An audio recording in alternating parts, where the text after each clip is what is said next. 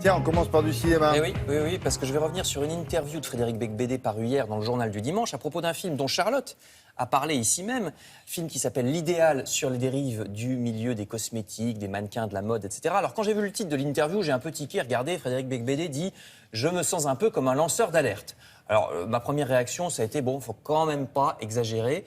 Et puis en fait, si, cette phrase n'est pas si fausse que ça. Frédéric Becbédé explique que l'univers de la beauté est devenu aussi intéressant que celui de l'économie ou de la politique parce qu'à sa manière, elle gouverne le monde. En Russie, dit-il, les filles sont considérées comme une ressource naturelle comme le pétrole.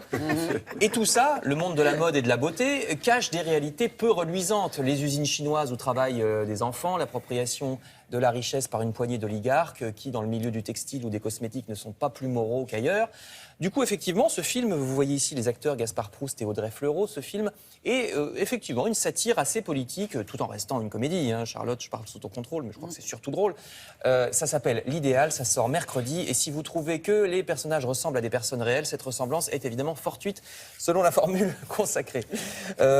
Toujours sur les écrans des articles sur les dessins animés et sur le fait que la France est très bien placée en matière de dessins animés. Vous voyez, 20 minutes, la France, reine du dessin animé. Alors depuis Astérix et Cléopâtre en 68. Courgette, oui, c'est le titre de... Ça va être un carton énorme. Quoi, ça, là Courgette, ouais. Courgette. Ça sort bientôt, et alors ça va être extraordinaire. Parce qu'on pourrait se demander pourquoi Charlotte s'exclame Courgette.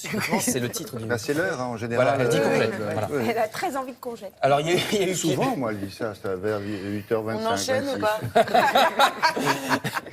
Donc, il y a eu aussi Kirikou, Persépolis, Le Roi et l'Oiseau à des Ouais, mais époques c'est et dans moins des marrant genres que très Courgette. différents. Oui, c'est moins marrant que Courgette. Alors, ce lundi commence le festival d'Annecy consacré à l'animation. Donc, si vous êtes dans la région, sachez qu'on peut y aller. Il y a des projections de longs ou courts métrages. Le Parisien aujourd'hui en France en a parlé également. Jamais. Et puis il y a, Jamais, pourquoi j'ai pas mangé mon père. Il y a à Valenciennes, à Valence ou à Angoulême des écoles très cotées en France. Et ils recrutent, je Oui, vous signale, pour les métiers le du monde dessin de animé. l'animation, on l'a passé ce matin, Exactement. mais vous n'étiez peut-être pas réveillé encore. Il y a 303 et 2, 5, ainsi. Il y a plus de 650 emplois qui sont Ça marche très réclamés bien. par ces maisons-là, en France et à l'étranger. Renseignez-vous aussi sur le site de Télématin. Et ça s'exporte très bien, les films français d'animation. Ils font à peu près la moitié de leurs entrées à l'étranger. Donc c'est dans 20 minutes dans le Parisien. Art de l'image encore, cette fois dans le Figaro.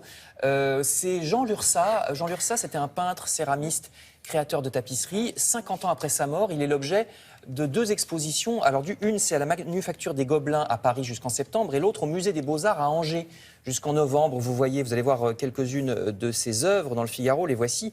Le Figaro donne aussi la liste des endroits en France qui exposent des tapisseries, pas forcément de lui, au Busson dans la Creuse par exemple. Enfin, je termine par 2 autres expositions. Le Figaro toujours nous conseille celle d'un peintre danois du 19e qu'on va voir tout de suite. C'est la suivante. On va voir. Oui, voilà. C'est à droite, Christopher Eckersberg, peintre danois du 19e siècle.